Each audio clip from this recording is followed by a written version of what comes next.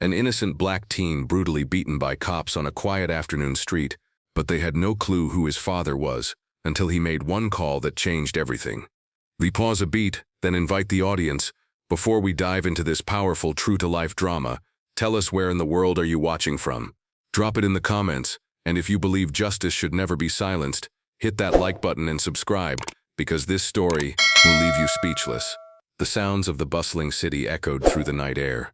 The neon lights outside flickered, casting a harsh glow on the concrete streets as chaos unfolded.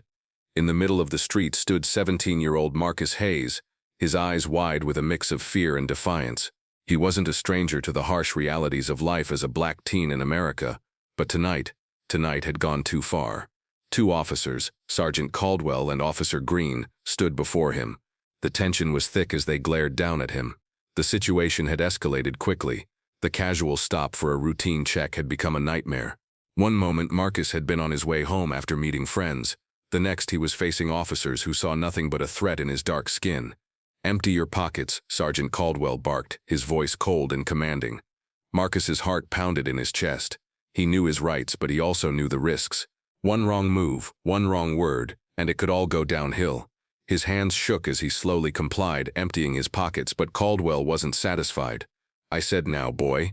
Caldwell's voice rose, and before Marcus could react, the officer stepped forward, shoving him against the side of the patrol car.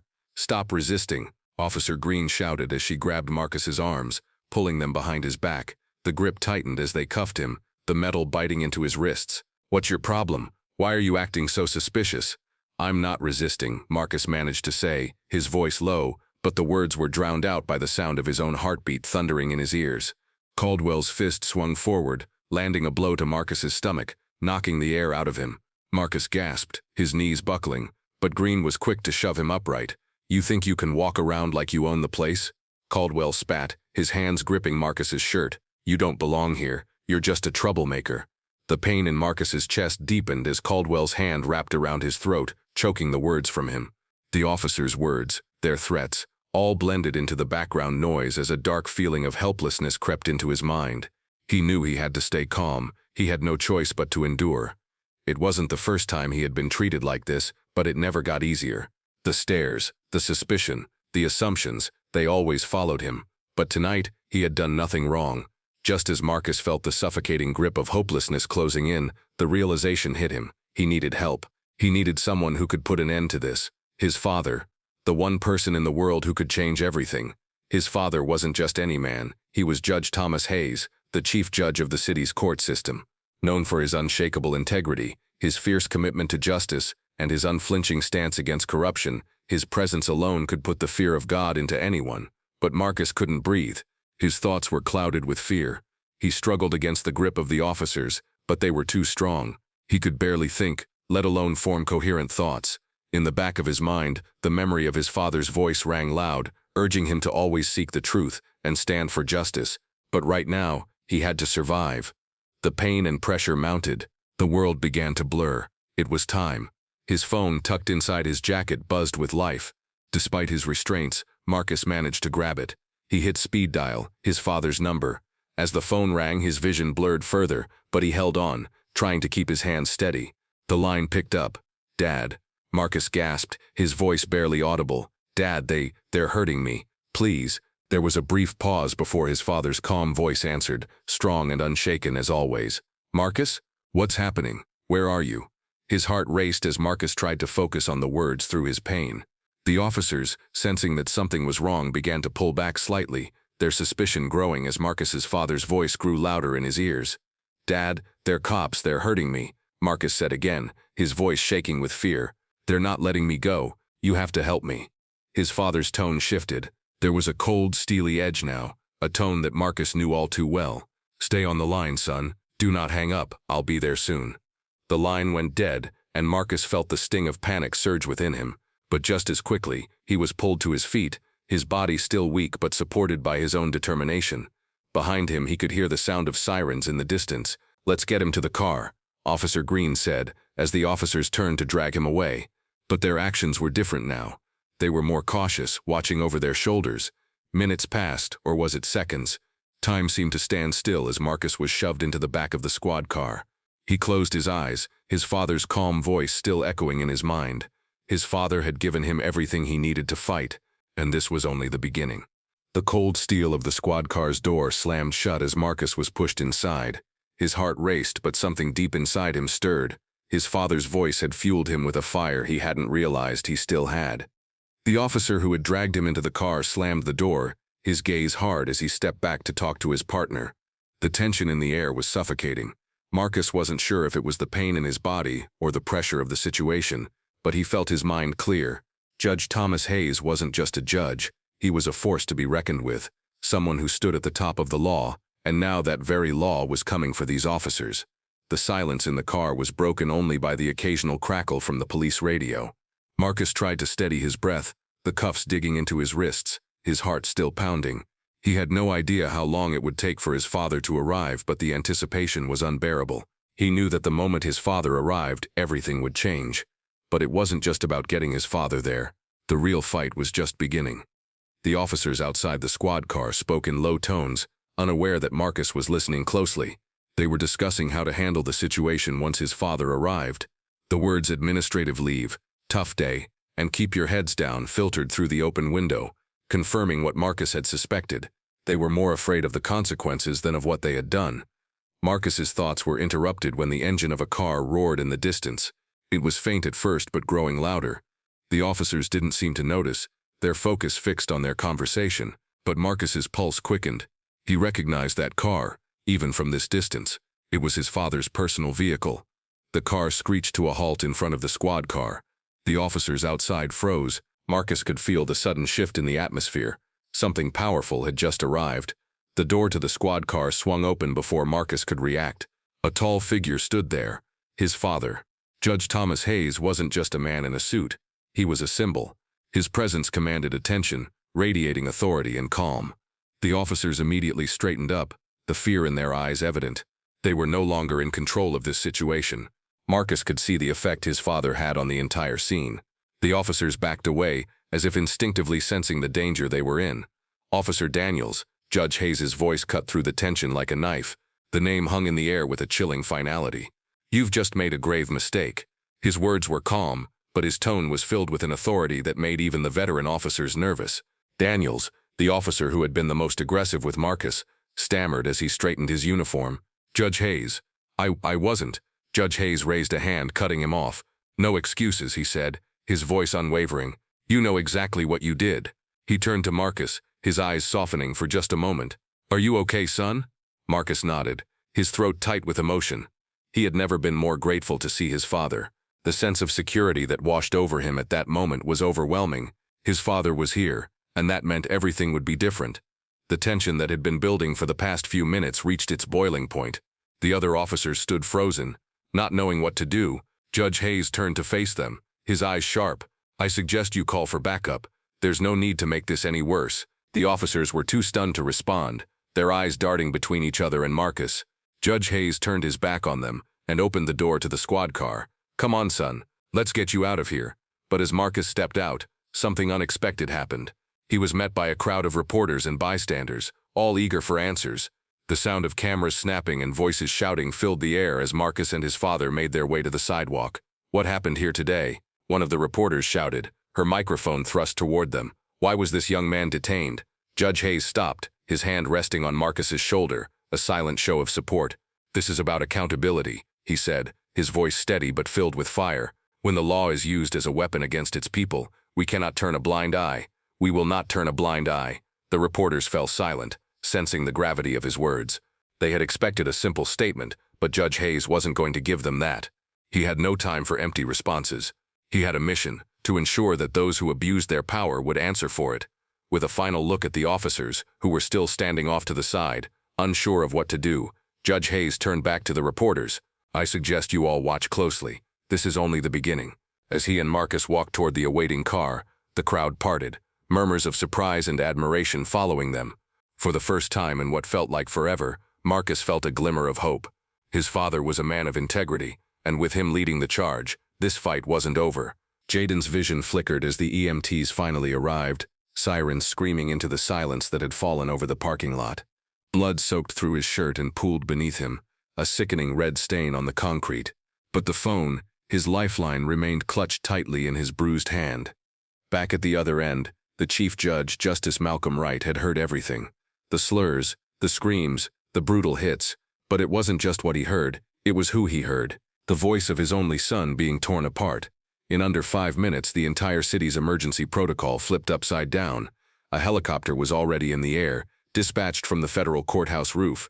Federal marshals were rerouted, the mayor was roused from bed, and Justice Wright, normally a calm, composed man, was suiting up.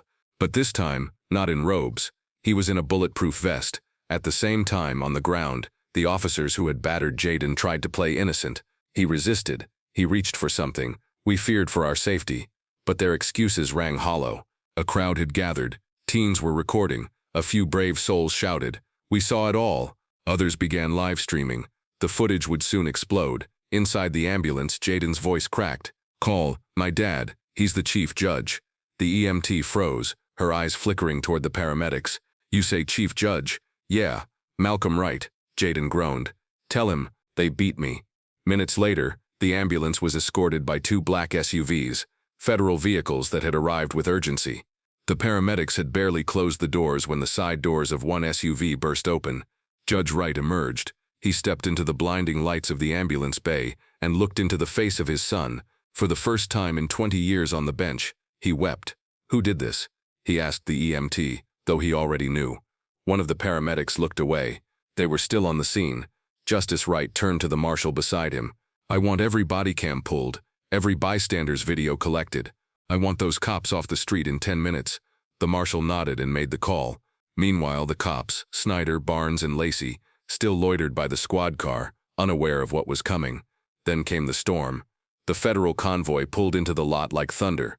SUVs boxed in the patrol car. Marshals stepped out in full tactical gear. News vans began to arrive.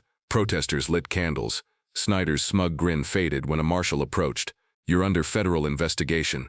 Hand over your badge and weapon." "What?" Lacey objected. "You can't do this without probable cause. We have body cam footage. We have witnesses. We have audio of your assault on the chief judge's son. That's more than probable cause." Barnes, sweating, looked around. "We didn't know who he was." "It shouldn't have mattered," one of the marshals growled. Back in the hospital, Jayden's condition stabilized, but his emotional wounds were still raw. His father sat beside him, hand in his. "I didn't want you to find out like this," Jayden whispered. "You didn't deserve this, son," Judge Wright replied, his voice barely holding together. "No one does, but I promise you it ends now." A press conference was called. Justice Wright stood before the cameras, flanked by federal agents and civil rights attorneys. "My son was nearly killed tonight by men sworn to protect. This is not just a family matter. This is a national crisis, and I won't rest until every single officer responsible is held accountable, not just by law, but by the conscience of this nation." The video of Jayden's beating aired within the hour. Hashtags exploded. Celebrities reposted it. Justice Wright's speech trended globally. But outside the spotlight, something more dangerous was brewing. A rogue officer named Holloway, who wasn't on duty but had heard about the fallout, was furious. "They're turning us into villains. We need to send a message," he muttered to his buddies at a seedy bar. One of them raised a brow. "You're not thinking of going after the judge, are you?" Holloway smirked, finishing his drink. "Not the judge, the boy." The tension in the city was rising, and Jayden had no idea that more danger was coming. Malik had barely caught his breath when the door to the holding room slammed open. Officer Briggs stepped in, eyes cold, lips curled into a sneer. "Your little call didn't change anything, boy," he said, arms folded. "Now you sit tight until we decide what to do with you." Malik didn't flinch. His lip was bleeding, his ribs ached, and one eye was nearly swollen shut, but he sat up straighter, because he knew what was coming next wasn't about muscle or rank. It was about justice, and his father never arrived quietly. Outside, the precinct parking lot was filled with flashing lights, but not just police cruisers. There were unmarked black vehicles, government-plated sedans, and a sea of sharply dressed figures stepping out in synchronized authority. At the front of them all, towering in presence despite his calm demeanor, was Judge Harold Thompson, robed in jet black with silver-rimmed glasses and a face that held decades of courtroom command. He didn't need to raise his voice to stop conversations in mid-sentence. He walked into the station with a federal marshal at his side. "Where is my son?" he asked flatly. The front desk officer stammered. "Sir, We were just about to process him. There was an incident at the bus stop, and he resisted. Arkian, silence, Judge Thompson commanded, eyes narrowed. Get me the chief, now. Inside the holding cell, Malik tilted his head slightly, hearing a shift in the energy beyond the metal door. Voices hushed. Footsteps approached. Then the door opened again. But this time, it wasn't Briggs. It was Chief Darnell, red-faced and breathing hard. Malik, he said, fumbling for keys. Let's get you out of there, son. Your father is here. Briggs stormed in behind him. He resisted arrest. He pushed Officer Ramos and tried to run. Judge Thompson appeared in the doorway like a storm cloud rolling in. Did you just lie to a federal judge? Because I have the footage. The full footage. Briggs froze. We pulled the surveillance from the store across the street, the judge continued. My son was waiting for his bus. Your officers approached him, used racial slurs, then assaulted him. He didn't swing back. He curled up and begged for them to stop. Malik lowered his head. Hearing it said aloud hurt more than the punches. The room fell silent. Chief Darnell stammered. There must be a misunderstanding. No, the judge said, stepping fully into the room. What there must be is accountability. Officer Briggs, remove your badge and gun. You're suspended. Briggs looked to Darnell. The chief nodded slowly. And I want every officer who touched my son on administrative leave by morning, Judge Thompson added. The DOJ is already involved. Malik finally stood, his knees weak. His father came to his side, gently placing a hand on his back. You okay, son? Malik nodded faintly. Yeah, now I am. Cameras began to flash. Word had spread, and the press was gathering outside. As they walked out together, father and son, Malik caught the eyes of young black officers standing at the edge of the hallway. They nodded at him, quiet and proud. He had endured, and now things were shifting. But this wasn't the end. It was only the beginning. The courthouse steps were flooded with press, protesters, and quiet onlookers, as Jason, still wrapped in bandages, walked side by side with his father toward the courtroom. Every step echoed a message. This was no longer about just one boy. It was about justice for every boy like him. Judge Henry Carlton had recused himself from the case, but had used every legal channel to ensure a federal-level investigation would hold those officers accountable. Now, the trial had begun, and the world was watching. Inside the courtroom, the jury sat stiffly, and the prosecutors played body cam footage slowed frame by frame. It was all there. The officers had ignored Jason's ID, ignored his words, and proceeded to attack without provocation. The tape ended with Jason, bloodied, dialing his father. The courtroom held its breath. One of the officers, Detective Mays, tried to defend himself. He was disrespectful. He matched a description. We feared for our safety. The prosecutor snapped back. Was the threat his voice, his skin, or the phone call he made that revealed your fear had no foundation at all? Whispers spread across the room. Onlookers shifted uncomfortably. Jason sat still but powerful. When asked if he wanted to make a statement, he stood. I forgive you, he said to the officers. Not because you deserve it, but because I refuse to carry your hate any longer. But make no mistake, this country needs change, and it starts today. Tears welled up in several eyes. Even some jurors looked shaken. The verdict came faster than expected. Guilty on all charges, excessive force, violation of civil rights, falsifying reports, sentencing to be determined. Outside, crowds erupted, signs bearing Jason's face, and the words "Justice Speaks" waved proudly in the air. His father, standing beside him, rested a hand on Jason's shoulder. I was your judge that day, Henry said quietly, but today you're mine. You've passed with honor. That night, across the country, Jason's story aired on every network. School districts invited him to speak. Activist groups called for reform. The president made a statement. But Jason, seated on his porch beside his father, just looked at the sky. We didn't win everything, he said, but we started something. Henry nodded, and that something might just change the world.